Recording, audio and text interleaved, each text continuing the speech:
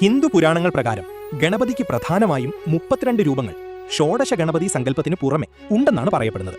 മുദ്ഗല പുരാണത്തിലാണ് ഈ 32 ഭാവങ്ങളെക്കുറിച്ച് വിശദമായി പ്രതിപാദിച്ചിരിക്കുന്നത്. ബാലഗണപതി. സവിശേഷത: കുട്ടിയുടെ ഭാവത്തിലുള്ള ഗണപതി. 4 കൈകളുണ്ട്. കൈകളിൽ വാഴപ്പഴം, മാമ്പഴം, കരിമ്പ്, ചക്ക എന്നിവ ധരിച്ചിരിക്കുന്നു. ഫലം: സൽസന്താന ലബ്ധിക്കും കുട്ടികളുടെ അഭിവൃദ്ധിക്കും ഈ രൂപത്തെ ആരാധിക്കുന്നു. തരുണ ഗണപതി. സവിശേഷത: യൗവനയുക്തമായ രൂപം. 8 കൈകളുണ്ട്. ചുവന്ന നിറത്തിലുള്ള ശരീരം. ഫലം: ആരോഗ്യത്തിനും ഊർജ്ജസ്വലതയ്ക്കും ഐശ്വര്യത്തിനും ഉത്തമം. ഭക്തി ഗണപതി. സവിശേഷത: ശാന്തമായ രൂപം. തേങ്ങ, മാമ്പഴം, ശർക്കര പായസം എന്നിവ കൈകളിൽ ഏന്തിയിരിക്കുന്നു. പൂർണ്ണചന്ദ്രന്റെ ശോഭയുള്ള ശരീരം. ഫലം: ഭക്തി വർദ്ധിക്കുന്നതിനും മനഃശാന്തിക്കും ആരാധിക്കുന്നു. ശക്തി ഗണപതി. സവിശേഷത: ഗണപതി തന്റെ ശക്തിയായ ദേവിയോടൊപ്പം ഇരിക്കുന്ന രൂപം. സിന്ദൂരവർണ്ണമാണ്. ഭയത്തെ ഇല്ലാതാക്കുന്ന ഭാവം. ഫലം: തടസ്സങ്ങൾ നീങ്ങാനും കുടുംബഭദ്രതയ്ക്കും ഈ പൂജ വിശേഷമാണ്. വീരഗണപതി. സവിശേഷത: യുദ്ധഭാവത്തിലുള്ള രൂപം.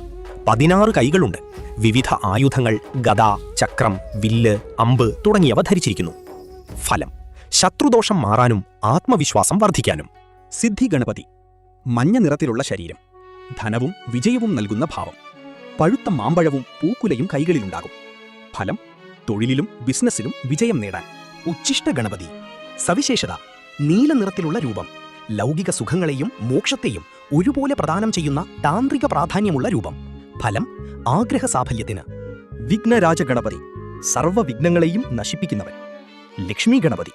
ലക്ഷ്മീ ദേവിയോടൊപ്പം ഇരിക്കുന്ന ഐശ്വര്യം നൽകുന്ന രൂപം. നൃത്തഗണപതി. നൃത്തം ചെയ്യുന്ന ഭാവം. കലകളിൽ പ്രാവീണ്യം ലഭിക്കാൻ. ഭഗവാന്റെ രൂപങ്ങൾ 32 എണ്ണം ഉള്ളതിനാൽ നിങ്ങളുടെ താൽപ്പര്യമനുസരിച്ച് ഏതെങ്കിലും പ്രത്യേക രൂപത്തെക്കുറിച്ച് കൂടുതൽ അറിയണമെന്നുണ്ടെങ്കിൽ ചോദിക്കാവുന്നതാണ്. ഗണപതിയുടെ ഈ വൈവിധ്യമാർന്ന ഭാവങ്ങളിൽ നിങ്ങൾക്ക് ഏറ്റവും താൽപ്പര്യം തോന്നിയത് ഏതിനോടാണ്? കമന്റ് ചെയ്യുമല്ലോ അല്ലേ?